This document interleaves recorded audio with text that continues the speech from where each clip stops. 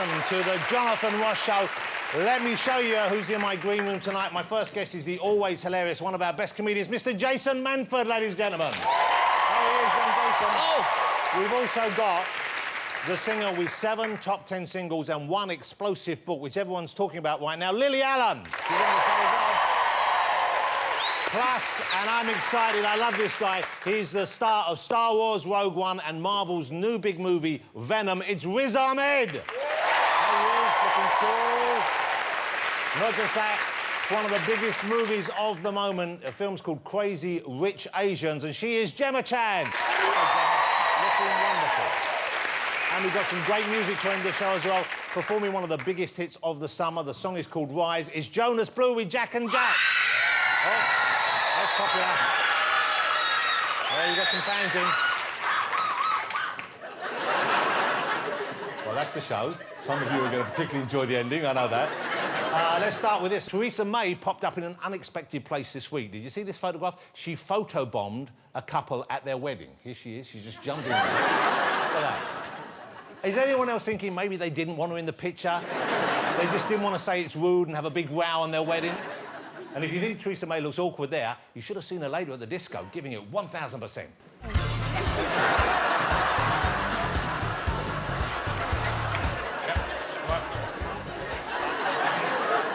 Humans call this dancing. The finalists for the Comedy Wildlife Photography Awards were revealed this week, and there's some amazing photographs. Who doesn't like wildlife photography? But have you ever wondered what a squirrel might look like after getting the best manicure ever? Well, this shows you, I think, the result. They are some fierce nails going away there. Here's another of my favourites. This is a tiny bird giving it everything. Look at that. She's on the X Factor. She's trying to impress Simon Owl. Get a place in the new band, Little Chicks. Don't you start groaning. These pictures are amazing, of course, because I think we forget how hard it must be to take these, how hard it is to get close to these animals in their natural habitat, to creep up on them, get close enough to take the picture, wait for the right moment, and make sure you're not detected. Now, I'm going to prove that, I think. I'm going to show you a photograph here. This is leading into a film of a magnificent snow leopard in the wild. OK, so you can see how close the camera person has had to get, but I think the leopard spots him. But watch it now, pay attention, keep watching. You might not see it the first time, but have a go. See if you can see the moment when I think the leopard realises he's being filmed. Look at this.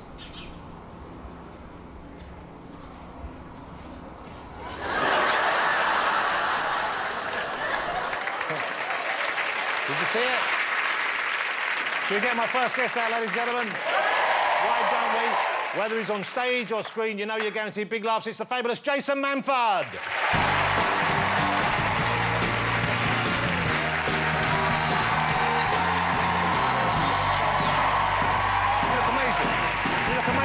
That's a wonderful thing. You look great. Jason Manford. Sit down, Jace. Really good to have you here. Always good to have you on the show. I haven't needed you for a long while. You haven't been on the show for a long while. It's been a while, yes. OK, well, it's great to have you back. You're in the middle of a big tour right now, I believe? I am, yeah. Started in January, finished next April. And the name of the tour, is it Muddle Class? Muddle Class, yeah. So what does that mean, Muddle Class? Well, it was sort of a phrase that I came up with to describe, like, roughly where I felt like I was in my life. So I'm from a, you know, very... to go on about it, but like a very working-class background in South Manchester, you know. My parents were very young. I was born 2 weeks after my mum's 17th birthday. Wow, wow. Yeah, which obviously by Manchester standards is quite the late starter. Yeah. How old was your dad? How old was your dad then? He was 23. Wow. So, yeah, it's a scandal. Yeah. And so he stuck around, and then there's 5 of us now, and that was sort of our life for a long time. And then obviously because of this job and the things that you get to do, it means that I found myself in a situation now where my kids are a bit middle class. Because I guess you've earned a bit of money. I guess you're still in Manchester, aren't you? Still in Manchester. Yeah. We're in Stockport now, so it's a Cheshire postcode. So that's seen as like a little step up right there. That's very much a step up, yeah, I think so. But it just means you're stuck in the middle. And actually, as I've been doing the tour, every audience that I talk to, I find a lot of people who are in a similar situation where you are raising children who are posher than you. Yeah. And it's hard, because what you don't want to do is raise kids that when you were a kid, you didn't like. Yeah. You know what I mean? So are you still... So you sort of still feel like you're working class? Well, that's the thing. I don't tick as many of the boxes, but the thing with being working class is that you're born into your class. You can't get rid of it. So what signs do you see in your children where you think, hang on, they're growing up different, they're different to what I was like at their age? Crikey. I think it's when they order crudités in a restaurant. You're like, have nuggets, you're letting me down. But no, I think what it is the middle class is where the two cultures collide, where the working class and the middle class come together. And now I've given you the phrase, you'll actually spot it in your everyday life. You know, you'll find yourself just eating olives watching Jeremy Kyle, you know, you sort of like... you know, and the more I talk about it, you know, there's a mattress on your front lawn, but it's memory foam. You know, you find it... Little changes. I think it's where your children think going on public transport is a treat. My brother won't let them stay at his house anymore. He rang me up one Saturday morning, my brother, he said, you better come and get your kids. I said, well, I'm supposed to be there all weekend. He said, they're going to get us battered on our estate. I said, they're nice kids, what have they done? He said, I've just caught two of them running up the street laughing because all the houses are stuck together. Created monsters, created monsters. But also, it's because, I think because of the life you had, you also can't really enjoy it because you've still got people who you know are struggling and finding life hard. So then you end up sort of helping out as many people as you can, you know, and treating them from time to time. And that'll often backfire. You know, I invited my parents. I was playing the Manchester Arena. Which is a huge venue. It's the biggest gig I'd ever done in my life. Yeah. You know, it's 12,000 people. And I wanted my mum and dad to come there because I want them to be proud of me and also themselves of what they've done. And I said to them, look, I've got you one of the boxes. It holds 16 people. Eat what you want, drink what you want. At the end of the night, I'll cover the bill. Right, it's just a little treat. A lovely gesture. Just a little treat for them. I got to the interval, my tour manager said, I just stopped a bottle of brandy going into your parents' box. I said, why? If they want brandy, let them have brandy. He said it was their fourth bottle. So how have 16 people got through 4 bottles of brandy in a 45-minute first half? What had happened was, my mum's quite a popular lady, you know, she's got lots of friends and, you know, nursing colleagues and whatnot. She'd been ringing people, texting them all afternoon. When you're at the gig tonight, don't be going to the bar and spending those arena prices. You come to our box, it's all for free. They were so drunk, they were so hammered that at the end of the night, I had an uncle heckle me at one point, like it was chaos. And the manager of the arena, as I'm coming off, I can see my mum being escorted out by 2 security guards. What's going on there? The manager of the arena is a lovely gentleman. He said to me, he said, Jason, thanks for doing the gig, you know. He says, but your family were the worst behaved family of any performer we've ever had. And then he paused and he said, and Jason, we had the Pogues. That's his level. I told my dad the story on the way home. He was like just in the passenger seat, just sobering up, you know, just licking the window for moisture. And he told me the story. He said, that's brilliant. We never win anything. OK, this is the fascinating thing I find about you is, you know, very successful comedian. I've seen you perform like brilliant, very funny man. Thanks. But also you've got a big singing career now. You've got a proper singing career. And when you first embarked on this, I think I can't remember what the first musical that I saw you in. I think it might be Sweeney Todd. Sweeney Todd, I think. Yeah. Yeah. And this came out of left field a little bit for the rest of us. We didn't know you had these ambitions to sing. I'd seen the sort of there he is. That was the Go Compare adverts. Yeah, they were doing it in London with Michael Ball and Imelda Staunton, and I just saw the advert come up as a sort of audition. So I just went to the audition. So you knew you could sing, though? Yeah, my family are all performers and singers, and so it was sort of a thing, you know, and I've been in the shower. Like, I sound great in the shower. Well, you have got a great voice. You've got a great show voice. So it was fun to do, and that part's great. That's Pirelli. So he's the Italian barber who gets murdered by Michael Ball, Sweeney Todd. Spoiler, come on. Sorry, guys, yeah. Right. But it was one of the best parts in show business, because you're dead by half 8. Yeah. So, it's great, just sat there watching box sets of The Wire till about.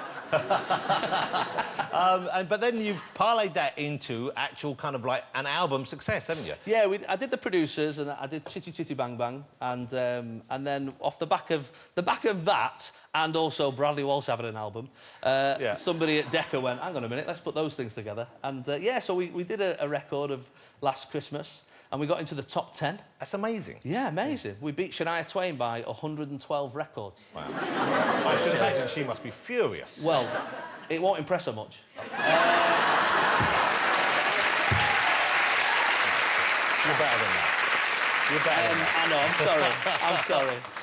But yeah, so... But your album was called It Was a Different Stage, A Different Stage, yeah. And it was all show tunes. I wanted to call it A Man for All Seasons, but they were having none of it. You don't like a pun. I know when the album first came out, you were promoting it. Yes. And I saw some footage. I think it was on one of your social media platforms. Oh, and right. you went to an old people's home. Oh, right, yeah. In Duckenfield, I believe. In Duckenfield, near Manchester, okay, yeah. So did you have a connection with this place? No, they'd just the woman who ran it, the matron who ran it, just cheekily on my Facebook page said, because I was doing some big music gigs and I was playing a Lowry and some stuff, and I'd never done a proper gig before. I'd just music all the way through. So I'd said on Facebook, I'm a bit nervous about, you know, I don't know when you get to rehearse. And this matron just cheekily said, well, if you want to rehearse at our care home, you know, this 26 residents who'd love to hear a couple of show tunes. And so I thought, right, I'll double bluff you. I said, right, I'll come. And so I went down and we spent the afternoon just us having a little sing-song. And they presumably didn't already have a sound system in? No, we brought a little speaker with us and a laptop. And how many people? There were 26, you said, in residence. There was 26 and a couple of family members. How many came to see the show? All of them? Yeah, they all came, to be fair. Okay. I mean, I've got to say, if you're sat in a care home, I'd be pretty bad if one of them got up to go back to their room. I wondered whether it was compulsory, that's all. What time's the chase on? The chase is good, though. Chase is good, But we have some footage. This is a wonderful piece of film of Jason performing. I'm not sure you'll tell us what song this is. It's a big belter, and you can hear how good Jason's voice is. This is Jason performing at the Lake Care Centre in Duckenfield. Have a look at this.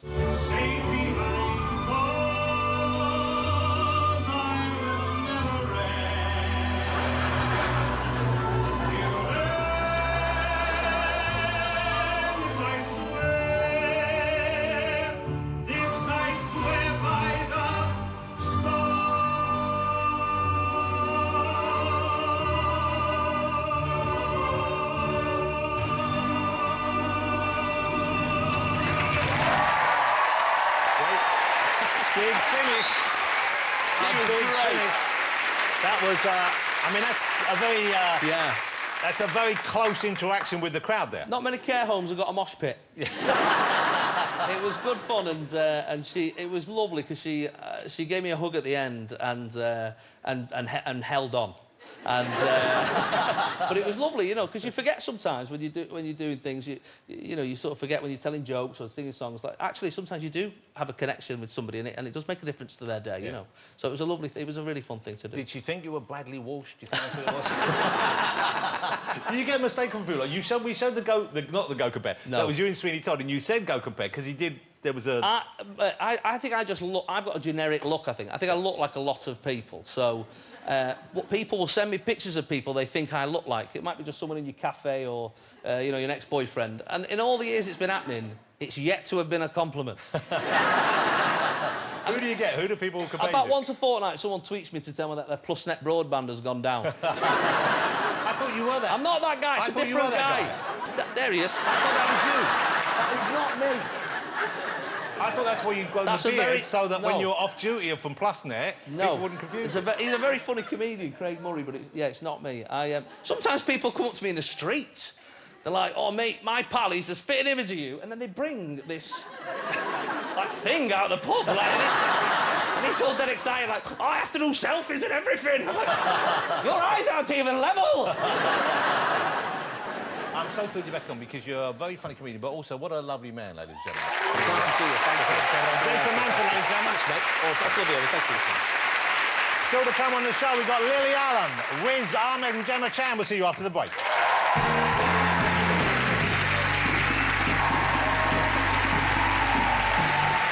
Welcome back to the show, everybody. And my next guest has made headlines recently with her uncompromising new book. Here it is, Lily Allen, My Thoughts Exactly. But before that, though, she wrote some of the best pop songs of recent years. I want you to remember just how great she is. Here's Lily in action.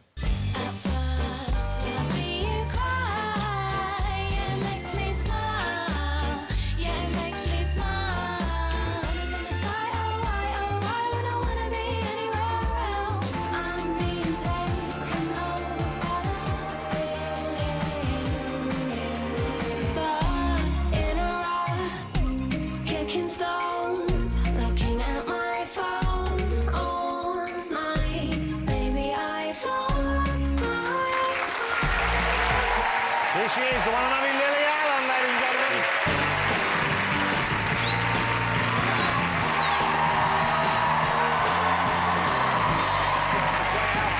Lily, how are you, my dear? I'm good. Here's Jason. Hello again. I love your outfit. That's a marvellous frock. It's actually quite small. I'm going to be, like, bulging over Well, the we're top. all bulging out here, don't worry about it. Hey, so the new book, Lily Allen's book, My Thoughts Exactly, this is, it's a very frank, a very revealing book, as people probably all know already, because the newspapers have already been picking up on it. Why did you want to write this? Why did you want to be this revealing, this frank, this uncompromising? Well, I've been singing, writing songs for nearly 15 years. And I don't know, I guess in the last sort of 5 years, maybe, the tabloids and stuff just got really nasty. And I felt like I ran out of money to sue them. and so, yeah, I kind of just felt like, you know what? People have been asking me to do a book for years and years and years, but it had always just felt too soon. So you wanted to put your side of the story out there then, I guess, in part? Yeah, I guess, I mean, I just sort of, I think that there's like a cartoon version of me, and then that's fine, you know, but sometimes it's not. What kind of things do they attribute to this cartoon version of you? I think that people think I'm bratty, that I'm, like, unnecessarily argumentative. You know, I think, like, Twitter and social media is great in lots of ways, but also it enables people to present, you know, conversations as spats or rows. And, you know, when your name is followed up with Twitter row every day for 15 years, people start to think you're a bit of a twat. But, you know, part of your charm and part of why people got excited by you in the early stage of your career was that you did seem to be a breath of fresh air. You were a young woman with a distinct style, writing your own material, beautiful songs as well you were, and also being kind of uncompromising and unfiltered.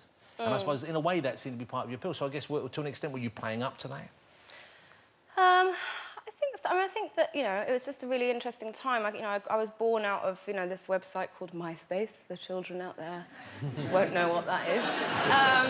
You know, and there were real upsides to that. That was the first time, I guess, really, that people like in a job like mine had a unfiltered sort of right to respond to things, you know. Direct communication. Exactly, and a direct link to my fan base, and people really seemed to love that at the beginning. But then I think, like, the newspapers and the tabloids and the sort of media moguls realised that, you know, suddenly they didn't have a monopoly on this anymore, and they don't like young, opinionated women very much. So I seem to get a bit of stick. But is there part of you that's sort of proud of that? Yeah, for sure. Because, you know, I think now we're sort of, I don't know what wave of feminism we're on, but I don't think, you know, I've spearheaded any movements, but I like to think that I was, you know, part of normalising women speaking. Yeah, well, I think you were. I think you were. Let me ask you about your family, because in the book, it's not necessarily... I mean, flattering is the wrong word, but certainly it's not always comfortable reading. You're talking about your upbringing, the way your parents were. I mean, they come across in your book, the way you remember, obviously, as being...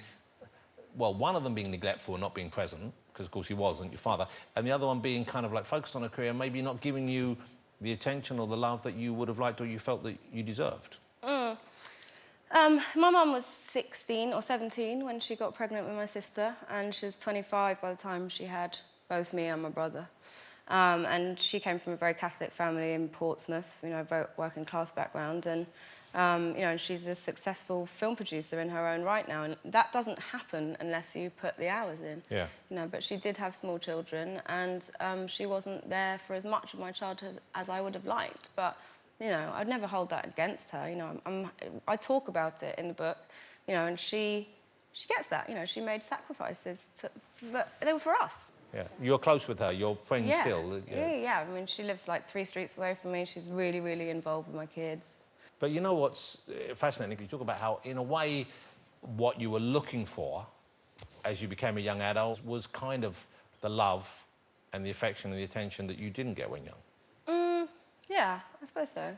But I have to say, you know, my version of events is not necessarily the accurate version And of I think events. probably for legal reasons we should say that Lily's version of event is not necessarily the accurate version. I mean, you read the book. Have you had any grief, though? I mean, what has your Well, dad my said about some of the scenes? Because he doesn't come out of it particularly well. No, not in some bits. But, yeah, I got quite a cross text with him this weekend, or from him, because there was a, big sort of piece in The Guardian, and he just texted me, cocaine-induced heart attack at Glastonbury. Well, Lily, let me interrupt you, because in the book you tell a story that you're at Glastonbury with your father, and you were how old then? 14, 15, something like that? Not I think I was like 13. 13.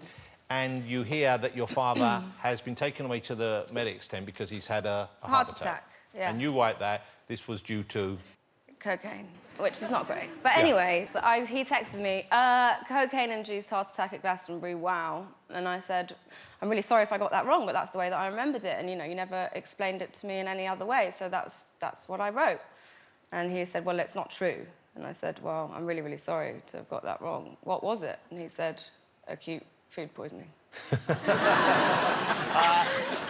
Let me ask you about the way the press has picked up on the book, because you must have expected that, I'm sure. You talk about the way the press has sometimes dealt with it, and you know that you're kind of handing them stuff on a plate here. Yeah. The stories they picked up on is, like, various kind of sexual liaisons with people, and in particular, the headline they gave was lesbian prostitute sex romp. and it's not far off the truth, really, is it? I mean, when's the book out? But it's worth you looking at it, because they managed to slightly change, obviously, the emphasis and the angle of what they report. What was the true story behind it? I mean, I was just, in hotel rooms in... actually, I'm not going to say what country, because it might not have been legal. Anyway, I was in a country...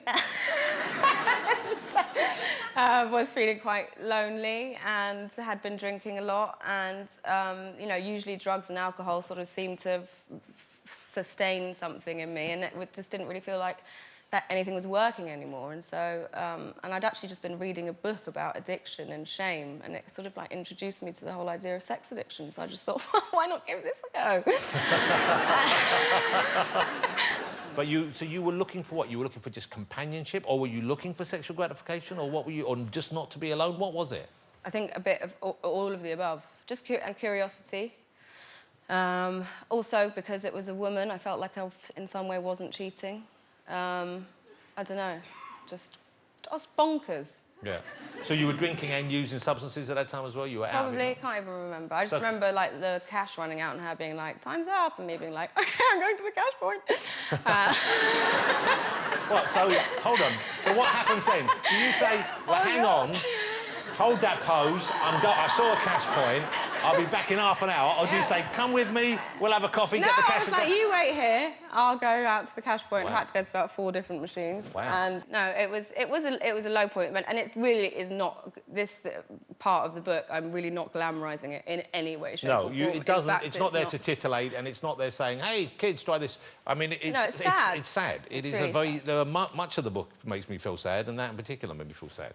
You've put that behind you now? You've managed to get that out of your system? Yeah, I mean, I don't really go out anymore.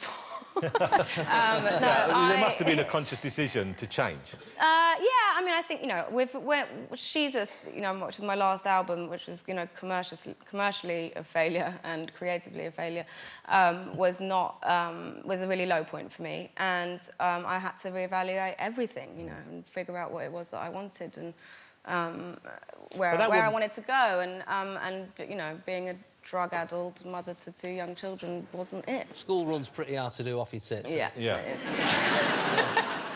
So hold on, your kids are 6 and 5, your daughters are 6 and 5? 6 and 5, yeah. 6 and 5, OK. One about to be 7. I have a 7-year-old. And so, can you, or do you wish to shield them from this at the moment in their life? Or are you happy they know this side of your life now? Or are you hoping to save it till later? Someone said to me yesterday in an interview, they were like, when are you going to give the book to your kids? And I was like, well, I'm obviously hoping it'll be on the national curriculum by then. As a kind of cautionary tale. But it's interesting because in talking about, obviously there are issues in which you would only account as a young woman in the business. Men taking advantage of you sexually or trying to, being overly aggressive and so on and so forth. But there's a really fascinating article, and this reflects the honesty in this book. This is in a chapter called Fame, and it says, I wanted to rail against that I was a needy young adult learning how to process everything. I was learning. I insisted on not being objectified, and yet, oh God, I minded that I wasn't being objectified enough. I hated that young female singers were being reduced to objects of desire, and yet I longed to be intensely desired myself. I mean, it's fascinating to see that level. I can imagine that, the quandary, or the kind of being torn in that way, where you know you don't want something, at the same time you kind of need something. Yeah. I mean, I think also, you know, when I did first start and came onto the scene, you know, there was a lot of talk about, you know, body positivity and that I was a normal-looking girl and isn't it great and blah, blah, blah. And, you know, actually, that's not really the nicest thing to read about yourself when you're that age. It's to be told that you're normal-looking and unextraordinary and blah, blah, blah. And then, you know, and so I did start to not eat and I became bulimic and, you know, and lo and behold, became, you know, 7.5, 8 stone, and I'd walk into parties and people would be like, "Oh my God, you've never looked so amazing," and so yeah, that was quite hard to figure out. It's like, yeah, but you're miserable getting to that stage where you then get the kind of validation from outside, and the validation is meaningless from people, especially people who speak like that. Yeah, because but I feel like I've sort of figured it out. And yeah, writing the book has been really helpful. I really blooming hope so. Because you know, you're a nice person and you're a talented person, and it made me really sad to read about you, thinking of you as a little kid and being neglected and being like waiting to be picked up after school when you were in boarding school and no one came to get you. And you were the only kid who no one came to get. And you think that's just a heartbreaking story. And I met you once when you were a bit out of it, and I thought, well, I know why they didn't collect you. But now... So true. Lily, great to have you on the show. Lily Allen, ladies and gentlemen. Silver Khan, Robbie Chanter, Riz Ahmed, and the wonderful Gemma Chan. See you after the break.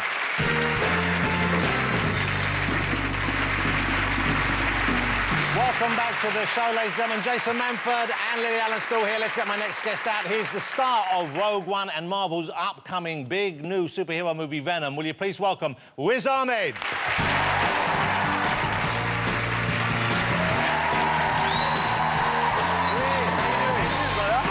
I'm loving this style.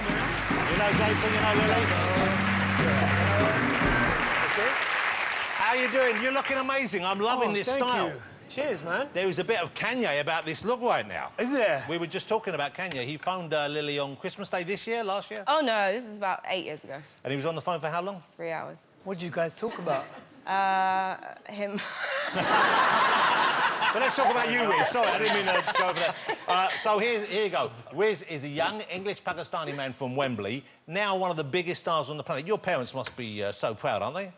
You know, it's funny you should ask that, right? Because last time I was here, you were like, what does your dad think about your career? Well, because you studied Oxford, didn't you? I did, yeah. And what did he want you to be? Not an actor. Yeah.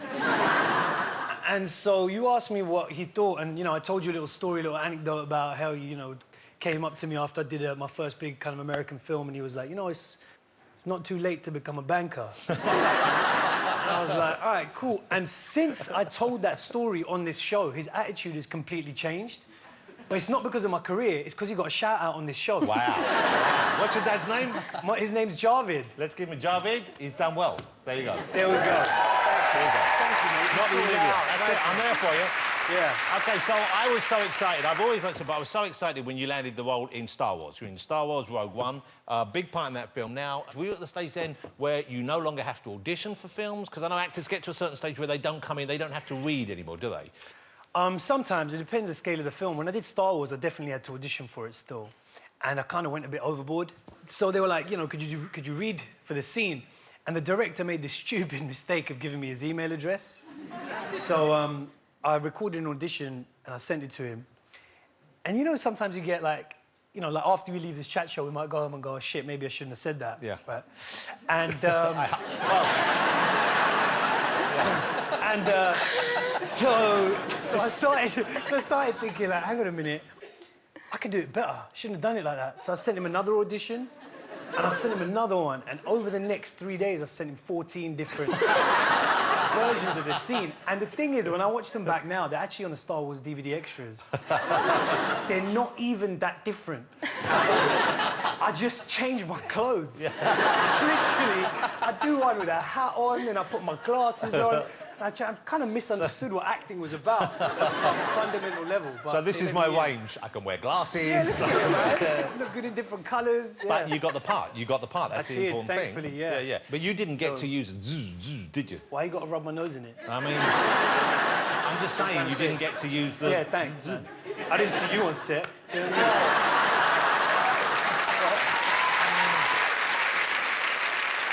OK, let's talk about this new movie. But no, let's talk about Pakistan a little bit, because I've never been to Pakistan. I've always wanted to go to Karachi, which is one of, if not the biggest city on the planet. It is. It's over 20 million people. You just came back. You were there earlier this year, weren't you?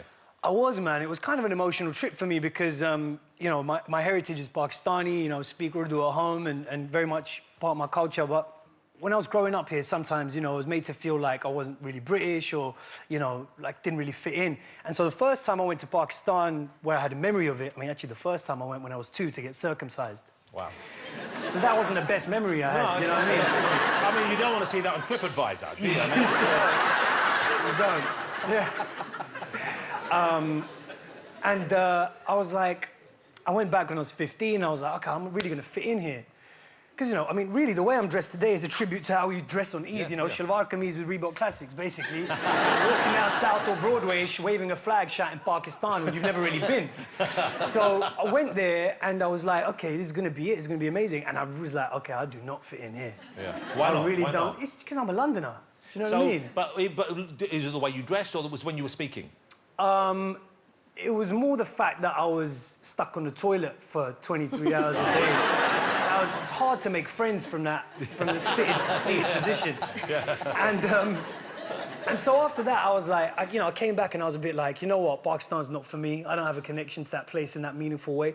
And it was healthy in a way because I really started to realize that actually, for those of us who are often made to feel like we don't fit into Britain, we don't fit into this place, or we don't fit into different social circles, it's on us to try and carve out that space and feel comfortable in it. And that's really what's driven a lot of my work as an actor and a musician.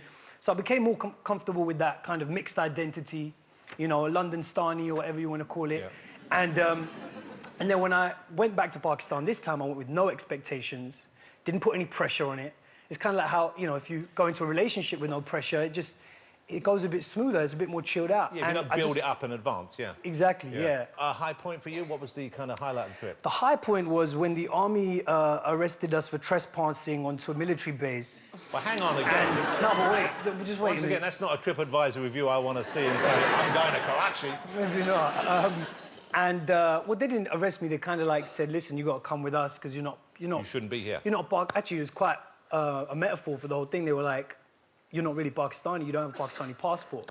So they kind of took us into this kind of little holding area and Pakistan's an unexpected place. A lot of people see the news and they'll be like, oh, you know, it's just terrorism, Taliban, all this stuff. That is a problem there, but also, like, poets are held in such high esteem there. And throughout the Middle East, so, like, the X factor in the Arab Gulf isn't pop idol, it's poetry idol. That's how big it is. Poets fill stadiums over there. Really? Yeah, so wow. when I told them I was a rapper, they were like, what? I was like, yeah, no, I'm a poet. And they go, all right, then show us what you got. So I basically had to rap for my freedom in Karachi to be released by the military intelligence. Wow. And so I did a freestyle. There's a good pun in there about dropping bars. But basically, yeah, once I rapped for them, they were like, actually, that's pretty good, you can go. to let me go, That's amazing. So presumably you're going to go back. You're going to go back to Pakistan in the near future, I would have thought. Maybe, hopefully, yeah. It's actually kind of like my trip there really inspired the new music that I'm going to be putting out, which is solo, coming out the start of October. The track's called Mogambo. Mogambo? Yeah, not exactly, yeah. Mogambo. OK. Here's the thing I'm really excited about. Venom, based on the Marvel comic book character from the Spider-Man universe. And you're in this film with Tom Hardy. Tell us what the premise is in this movie. Well, basically, it's based on the classic comic book character. Venom's a bit of an anti-hero. It's not a straightforward kind of goody, baddie kind of universe that Venom is in. Venom doesn't really think about good and evil. He thinks about, am I hungry or not? Jason, we've been there, haven't we? I live like that's my life. Yeah. So yeah, basically this alien takes over Tom Hardy's body, and it's almost more of a werewolf movie in that sense. So it's a bit dark. It's also kind of got a comedy element, because it's a bit like Jekyll and Hyde. And yeah, I think it's a little different to what's out there, and I saw it the other day, and it's blinding. I'm a big comic book fan. I've really been looking for this movie. I'm going to go and see it the moment it opens. On the 3rd of October. Let's show you a clip of this. This is the trailer, and we'll come back and talk to you some more. Check this out. Look around at the world. What do you see? A planet on the brink of collapse. Human beings are disposable. But man and symbiote combined. This is a new race, a new species. A higher life form. What do you want from me? You will find out. Look into my eyes, Eddie. The way I see it. We can do whatever we want. Giant leaps will always come at a cost.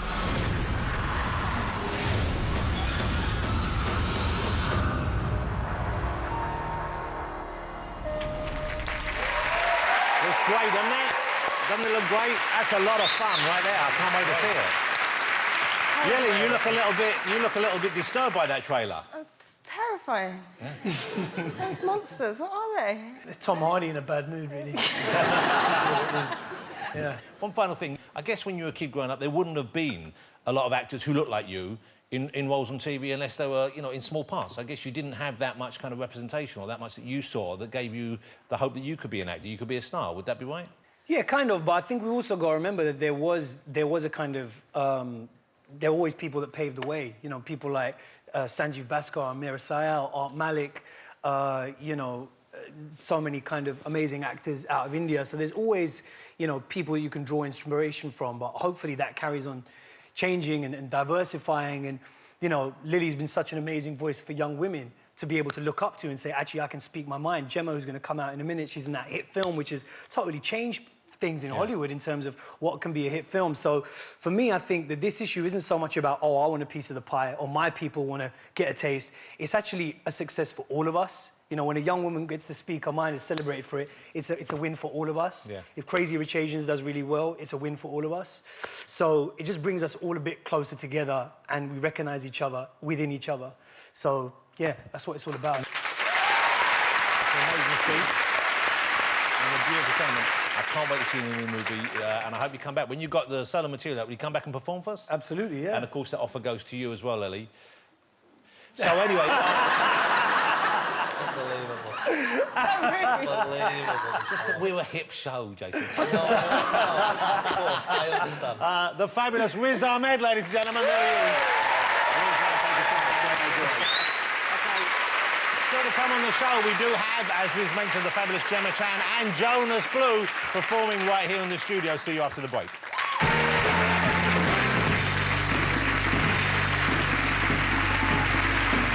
Welcome back to the show, ladies and gentlemen. Let's get my next guest right at her. She's just hit the Hollywood A-list, starring in the movie that Riz just mentioned, a fabulous, the most successful rom-com in recent years. It's a wonderful movie. You're going to love it. It's called Crazy Rich Asians. Have a look at this. March, we've been dating for over a year now, and I think it's about time people met my beautiful girlfriend. What about us taking an adventure east? Like Queens? Singapore, Colin's wedding. Don't you want to meet my family? We can't afford this. So your family is rich? We're comfortable. That is exactly what a super rich person would say. Money. 1.2 million. You're Nicholas Young. You're untouchable. But Rachel's not. Have you prepped Rachel to face the walls? It's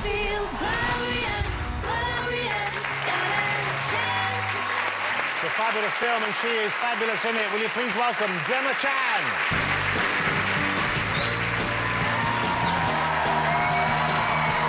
Gemma Chan, ladies and gentlemen. Hey, Gemma. Oh, man, it's an amazing outfit. I love the way it as well. Gemma, thank you for coming on.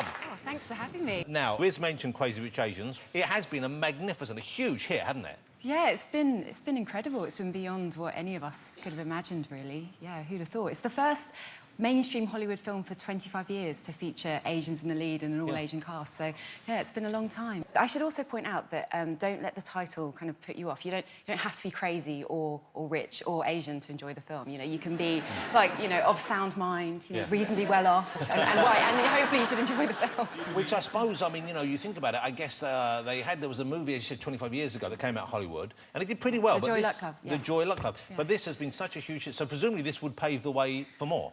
Well, that's the hope, I think. You know, I'm amazed that this film has been made. Like, even 5 years ago, I would not have expected this film to have been made. It's you know, a film that has an all-Asian cast, you know, there is barely any kung fu. Well, no one's fleeing a village. You know, it is like, it's just people. I was a little disappointed. I'm sorry. But no, it means so much to so many people. Like, the box office success is the cherry on top, but it's really been people's kind of personal reactions to the film, which have been incredible. Well, I want to get into that, but before we do, tell us what the plot is.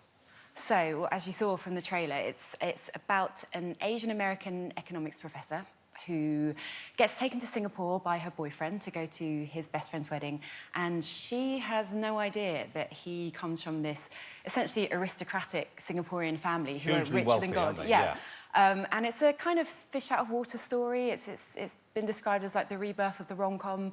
She's got to negotiate kind of snobby family members, you know, a slightly scary potential mother-in-law and crazy ex-girlfriends, and yeah, it's... And you play like the most glamorous, at least on the surface, one of the most glamorous women in that aspect of society, don't you? Yeah, so I play a character called Astrid, who is the cousin of Nick, the main guy. And she's kind of got her own thing going on. Her marriage is falling apart whilst the two main characters are kind of coming together. And she has a quite insecure husband. And, yeah, it's kind of the counterpoint to the main story. But she has a very nice wardrobe. She's a layered character. So she kind of doesn't buy into the trappings of wealth. But she's got, yeah, you're right, because she seems to, I mean, but she hides it from her husband. You point out he's insecure. And she goes at one stage, I remember there's a scene like she goes out and she treats herself, buys herself some super expensive jewellery, but then she hides it from him, didn't she? Yeah, she does. You see her buying these incredible earrings that cost like $2 million or something, and she kind of hides them, you know, with the groceries. And yeah, she's kind of not completely comfortable about who she is. And the kind of the arc of the film is her kind of regaining her voice, regaining her power. I mean, it's a beautiful, you know, beautifully designed film, very glossy and lovely. The earrings and stuff like that, when you buy it, presumably they're all fake, are they, in the movie, just standard? God, no. No, they were real. So they were, like, proper expensive earrings? They were really expensive. There was a bodyguard following me around the whole time. How much were those just earrings? making sure that I didn't accidentally drop one down the toilet. I mean, I was paranoid the whole time. So how much would they be worth, those earrings you had in the film? Millions. More than any flat I've ever lived in. Yeah. I mean, that's... Crazy. It's nuts. But presumably you've been lent gear, I would imagine, expensive gear as well, haven't you? Yeah. I didn't get to keep the earrings, by the way. You didn't get to keep them? No. But is it weird when they... Have you been lent expensive things to wear? Oh, my God. Once I did a shoot in outside the Chateau Marmont Hotel in Los Angeles, and there was this bodyguard that had to look after the whole thing. He had a gun and everything, and he was being like a bit of a show-off. And we were shooting in a convertible car, and then we suddenly changed location. We got into the people carrier, and the guy was just like, where's the bag? He left some case on the side of the road. I was like, dude, you literally had one drop. We circled back round, and luckily it was them. It was honestly, it was about £10 million worth of jewellery. What? Amazing. Yeah. I did that with my kid once. She was still in the carrier, and I just drove off. That's amazing, though. OK, so let me ask you about how your mum and dad felt this movie, because your parents, or your grandparents, they escaped from China. Is that right? Well, they left China, yeah, around the time and of got into the Cultural Revolution, got into Hong Kong, and then made their way over to the UK, and they settled up way up in Scotland, in Greenock, is that right? Yeah, that's right. That's now, right. I imagine there probably weren't a lot of other Asian faces in Greenock at that time. There were loads. No, there weren't. No, it was an interesting time. I think it wasn't always easy. People can be ignorant with people they haven't encountered before and cultures they haven't encountered before. But yeah, that's where my mum grew up, and it's where I used to go every Christmas to, when my grandparents were alive, to kind of spend every Christmas up there. So yeah. And what did your mum think of the movie? Was it? I mean, it must have been a joy for her to see you in a film as big and successful as this. But did it touch her in other ways? Yeah, absolutely. I brought them to the London premiere last week, and they saw it for the first time. And I spoke to my mum afterwards, and she was really emotional. And She said that there was a song on the soundtrack that there are modern songs and there are also kind of old classic jazz numbers, you know, interweaved in. And she said there was a song on the soundtrack that she hadn't heard since her childhood. And it's a song that her mum used to sing to her dad and to her, and, you know, they're long passed away now. But she never expected to hear that song in a mainstream Hollywood movie. You know, it's been really kind of momentous for lots of personal reasons. Do you know, my mum and dad are actually here. Are they? Yeah, my mum might know something. Yeah. There they are. I don't know where they are. Oh, there they are. Hi. Nice to see you. Thank you for coming. Now, you shot, where did you shoot? It's set in Singapore, but you shot some of it on... Where's the island where they go? Oh, we shot in the Four Seasons Resort in Langkawi. Wow. It was amazing. And do they have much wildlife there? Do you have...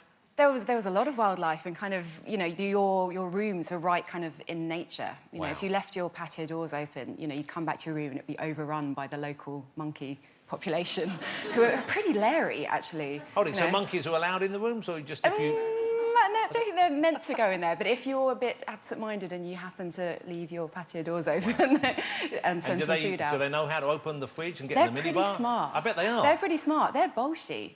Like, Aquafina, one of my cast members, she kind of was like, right, I'm going to get that back from whatever they've taken, and one of them, like, slapped her in the face. Wow. Yeah. Gemma, lovely to have you here. As I said, Crazy Rich Asians is a great movie, go and see it. Lovely to have Gemma with us. Gemma Chan, ladies and gentlemen. Thanks to all my guests tonight, as well as Gemma, we had Riz Ahmed, Lily Allen and Mr. Jason Manford. We'll be back same time next week, but now, with Rise, is Jonas Blue featuring Jack and Jack.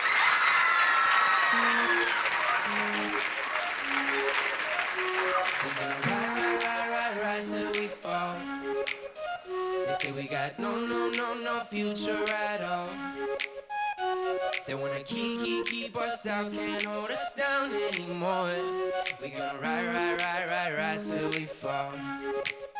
When we hit the bottom, nothing gonna stop us. Climb to the top with you. We could be the greatest ones who never made it. Yeah, I could be talking to you.